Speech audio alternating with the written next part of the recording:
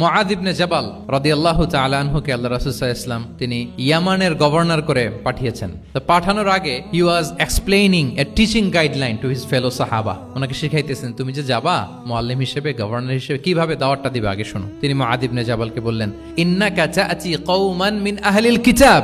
হে মুআয, জেনে রাখো এমন একটা এলাকায় তোমাকে পাঠাচ্ছি তারা কিন্তু আহলে কিতাব, মানে তারা হচ্ছে Jewish and Christian community, they are not Muslim, তারা কিন্তু ইহুদি খ্রিস্টান ওখানে। সো তুমি কিভাবে দাওয়াত দিবা? ফাদউহুম ইলা শাহাদাতি আন লা ইলাহা ইল্লাল্লাহ আন্না মুহাম্মাদুর রাসূলুল্লাহ। প্রথমে তাওহীদের দাওয়াত দিবা। আওয়াজ করে বলেন, প্রথমে দাওয়াত হবে কিসের?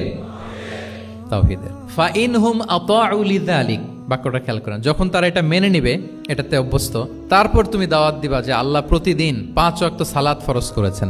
কয় ওয়াক্ত?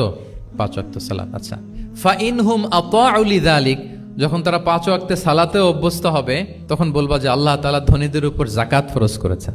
ফা ইনহুম আতাউ লিযালিক, যখন ওইটা মানবে এরপরে বলবা রমজানের রোজা ফরজ করেছেন।